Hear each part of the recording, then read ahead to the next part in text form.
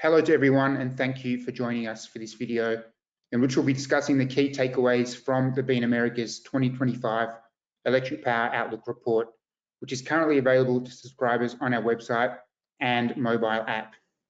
My name is Michael Place, and I'm joined by my colleagues David Casellas, Alan Brown, and Mark Beresford. Hello, gentlemen. Let's start by looking at Brazil, where there are some significant new opportunities for project developers despite market challenges. One of these opportunities will be the country's first backup capacity auction in 2 years, the purpose of which is to address the impact of climate change on hydropower availability and to provide baseload generation amid the growing participation of intermittent renewable sources. Scheduled for late June, the auction will offer contracts for new and existing projects fueled by natural gas and biofuels, in addition to existing hydroelectric plants. In the latter case, projects that expand their installed capacity with new generation units are also able to participate. Also confirmed for this year are auctions for energy from isolated systems, existing plants, and new transmission projects. Energy officials are also considering the possibility of a battery storage tender, though details have yet to be confirmed.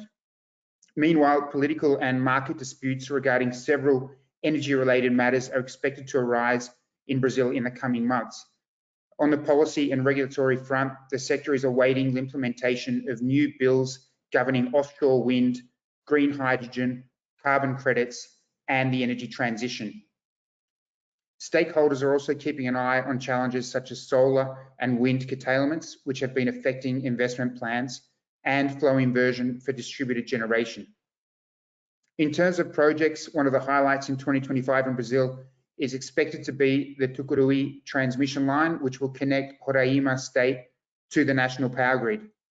This will happen practically at the same time that Roraima resumes electricity imports from neighboring Venezuela after a 6-year pause. The electricity exchange operation is currently undergoing tests, and the interconnection is expected to be online in the coming months. Moving on to Colombia, where the energy sector is facing a raft of major challenges, not least the severe delays facing renewable energy projects and an ongoing dependence on hydroelectric power. According to grid operator and wholesale power market coordinator XM, solar capacity currently comprises around 2 gigawatts of installed capacity, which is less than 10% of Colombia's total, while there are still no grid-scale wind projects operating in the country. One of the major reasons for the delays are the slow pace of environmental licensing process for the plants themselves and also for the associated transmission lines. In Colombia, energy developers must hold individual consultations with all communities affected by their projects. And in the case of Grupo Energía Bogotá, this has meant holding direct talks with more than 200 communities in its effort to secure an environmental license for its Colectora transmission line, which is running around 4 years behind schedule. Licensing and other regulatory challenges have forced a number of developers to abandon or reconsider their future participation in renewable energy projects. In December, EDP Renewables announced it would sell 2 large wind farms, while Celsia, Enel Colombia, and EDF have also said they're considering offloading wind and solar assets. Regulatory issues are also impacting existing power plant operators. Wind and solar generators are particularly concerned by recent changes that lowered maximum prices for energy sales in the spot market and placed new limits on how much electricity they can allocate to short-term contracts. But it's not all bad news, and despite the challenges and risks, there are opportunities for project developers in Colombia. The government announced a package of urgent transmission works last July, for which tenders are currently underway or are due to begin in the coming months. Colombia is also holding a bidding process for offshore wind projects, the winners of which are due to be announced in the second half of the year. And power sector regulator CREG has announced plans for 3 reconfiguration auctions by the end of March as part of efforts to reinforce supply. In addition, the sector is awaiting news about a possible bidding process for grid-scale energy storage in the second half of the year. That's all for Colombia. Let's now turn to the rest of the Andean region and also to Central America and the Caribbean. David, what can we expect in these countries in 2025? Well, hi, Mike, and everyone here. Well, first of all, I think we have to start off with Ecuador, which in the second half of last year faced its worst drought in like 60 years, and it led to one of the country's most serious electricity dispatch shortfalls, as nearly 69% of installed capacity is hydro. The situation, as many know, led to rolling blackouts, which in some cases lasted up to 14 hours. And this prompted the government to implement emergency actions, such as procuring a backup thermal supply, which even included hiring a barge from Turkish company Car Powership. The shortfall also revealed the precarious state of the country's thermoelectric plants due to lack of maintenance in previous years. So it'll be interesting to see how the sector performs this year, particularly as this is an electoral year, and if government efforts to address the energy crisis, as well as those by the private sector, are sustainable. One local energy expert has said that even if all the backup thermal capacity comes online this year, there will still be a deficit of 600 to 900 megawatts. And others have questioned Energy Minister Inés Manzano's outlook that there will be no rationing in 2025, because many say that the energy mix will not vary that much from last year. And they also point to a potential repeat of last year's shortfall if rain patterns aren't favorable. In Peru, there's expectation after December's congressional approval of a bill aimed at increasing the participation of renewable energies. The legislation was introduced by the executive branch, and it modifies an 18-year-old law governing the guarantee of efficient power generation development. Specifically, the change will allow power distributors to procure capacity and energy independently in supply tenders, a change that stakeholders, particularly renewable energy companies, had spent years calling for, and that proponents argue will reduce prices for regulated users. We should also see advancement on the dispatch front between Peru and Ecuador, with the expected award of work for the latter countryside's component of the 500 kilowatt transmission link. Moving to Central America and Caribbean, I think we'll see greater traction on the energy storage front as these subregions further incorporate intermittent sources. In the Dominican Republic, for example, the government approved a modification which will require renewable energy projects starting at 20 megawatts to integrate at least 50% of their capacity into storage versus the previous threshold of 50 megawatts.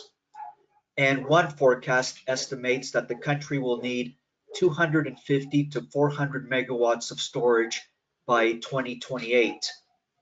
Over in Central America, the technology also has been making an inroad into sector roadmaps, and there has been a major procurement push for storage, with results expected in the coming months from calls in Guatemala and Honduras, the latter of which has even drawn offers from Chinese groups. And finally, it's worth noting the boost Guyana will receive this year with the commissioning of a 300 megawatt plant as part of Guyana's gas to power project, which will receive gas from the country's flagship offshore development, Starbrook.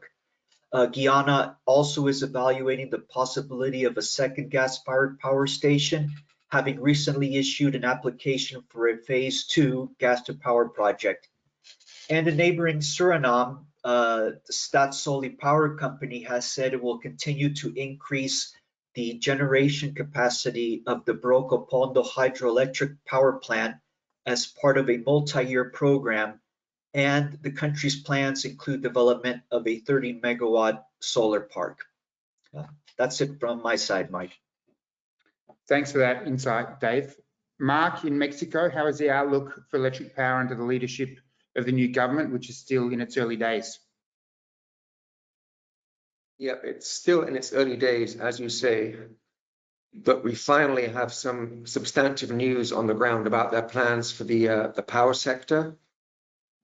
And after some years of underinvestment, it looks like Mexico will be gearing up for a surge in both generation and transmission investments in the coming years. And that will come from two sources, both from the state-owned utility CFE and, if they get the legislation right, from the private sector. The CFE, Comisión Federal de Electricidad, plans to invest $23.4 billion between now and 2030. 12.3 billion will go to generation, with over 13,000 megawatts added, mainly in combined cycle gas plants. CFE is building 17 CCGT plants across the country. But CFE will also invest more than $7 billion in transmission and nearly $4 billion in distribution. Just this week, Sheinbaum mentioned that there are 145 transmission projects underway by CFE. CFE, it's worth remembering, has the monopoly on transmission on power lines in Mexico, but it does not have the monopoly on generation. Sheinbaum and her government have set a market share for CFE of 54%.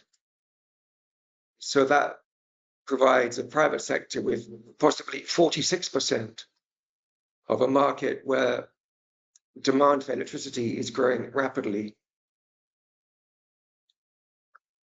Just this week, when she announced her Plan Mexico industrial strategy, Sheinbaum mentioned the target of 27,000 megawatts of new generation capacity by 2030. Now, if you remember what I said earlier, CFE is going to invest in 13,000 megawatts. That will leave the private sector potentially as much as 14,000 megawatts. That's 14 gigawatts of new generation capacity in Mexico. That's a massive amount of power. And the bulk of that will come in renewable energy. Under the previous government, there was very little interest and indeed outright hostility in adding to Mexico's clean energy mix. But in the next 5 years, the potential is there for, especially for wind and solar energy, to double their contribution to Mexico's generation mix.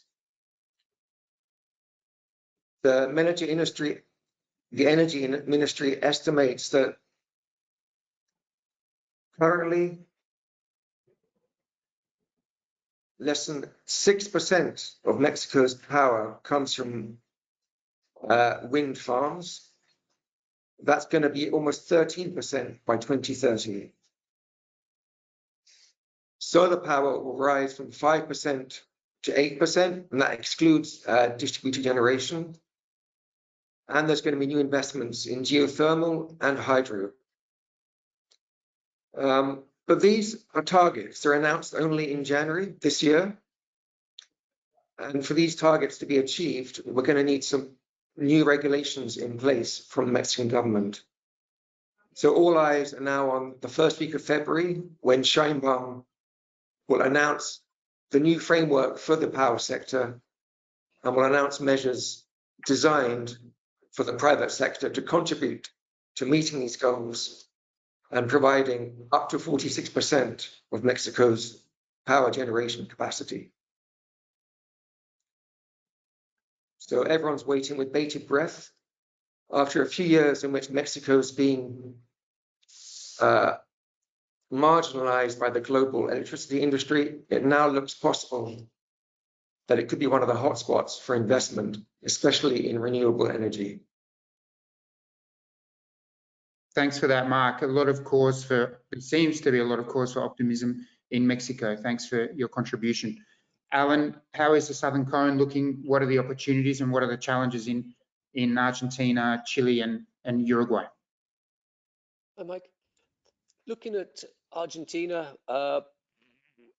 we should see some movement on the legislative front this year on quite a lot of areas. Obviously, under Malay, what to expect is basically a smaller role of the state, bigger role the private sector. Just starting off, according to one local press report, the ruling coalition is expected to introduce several pieces of draft legislation. One of them is like a RIGI incentives regime for hydrogen. Obviously, Argentina is probably looking at blue hydrogen because of its gas resources as well as blue. Renewables regulatory incentives, largely concerning measures that prohibit some new levies under law 27191 expire in December. Authorities may also scrap or not introduce any more renewables targets. For example, this year, 20% of power is meant to come from NCREs, non-conventional renewable energies. I don't think Argentina's going to achieve that, maybe 17, 18%. But again, in Argentina, we're looking at a bigger role of the private sector or smaller role of the state. Transmission is the big issue. It's kind of hampering the addition of new renewables capacity, especially in very favorable wind and solar zones. We should see something about ways about financing transmission projects. Here, there will need to be some role of the state to help, I'm guessing, to help the private sector leverage financing to get these built. They will be led by the private sector, but the state will probably need some role, maybe in terms of guarantor. Well, we'll have to wait and see. There is some movement. A private line is being built by Aluart,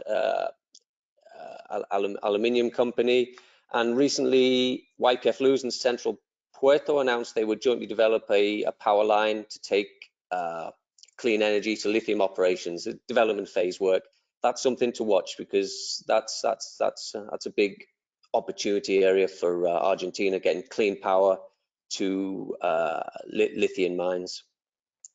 There's been talk of a storage auction, not really for mitigating NCRE penetration, but more as a way to quickly bolster supply. As a lot of people know, in Argentina, the grid creaks, especially during the summer when temperatures spike. Obviously, a lot of demand for AC units. Still a question hanging over thermoelectric supply auctions. One was scrapped last year. Again, this year we should see a bit more clarity. What else? Turning to Chile now. Most big story in Chile is energy storage against a backdrop of climate curtailment and energy shifting. There's a lot of movement in the area of storage. We should see some regulations for the energy transition bill that was passed last year, which basically designed to spur transmission projects. We're seeing a trend of behind the meter solutions for mining projects. One factor is kind of managed systemic costs. This year, keep an eye out for the regulated supply auction. It'd be interesting to see what volume is offered and what incentives in the context of the curtailment, a subsidy bill in Congress, and a lowering of the access bar to the non-regulated market.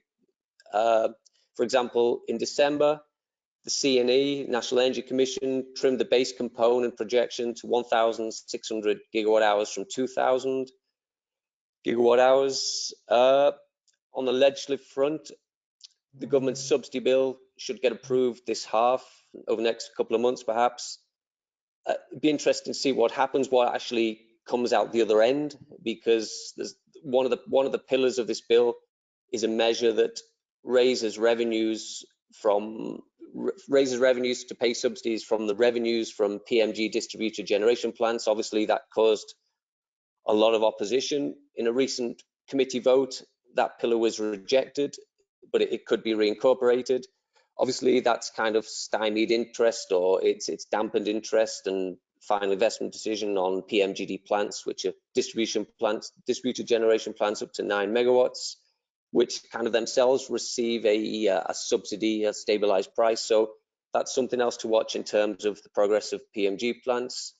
Distribution reform is pending to modernize and bolster the system. I don't think we'll see much movement on that because there's presidential vote this year, maybe 2026 there could be that could finally be tackled. Obviously, it's a huge undertaking. That's just some of the points from Chile and Argentina. Uruguay is slowly building out capacity. For example, the state utility has a project in the review phase. They're not massive projects, but UT is leading the charge at the moment in terms of renewables build out. It's focusing on solar PV. If green hydrogen takes off and derivatives, that'll spur demand for, obviously, for more wind and solar. And in a nutshell, that's kind of it for the Southern Cone, unless there's any questions there, Mike. No, that sounds good, Alan. Thanks for your contribution. I'm afraid that's all we have time for today. Thank you, David, Alan, and Mark for your insights. We'd like to remind viewers that BNamericas 2025 Electric Power Outlook Report is available to subscribers only on our website and mobile app. We look forward to providing more on-the-ground insight and business intelligence for Latin America and the Caribbean throughout 2025. But for now, thank you for watching and goodbye.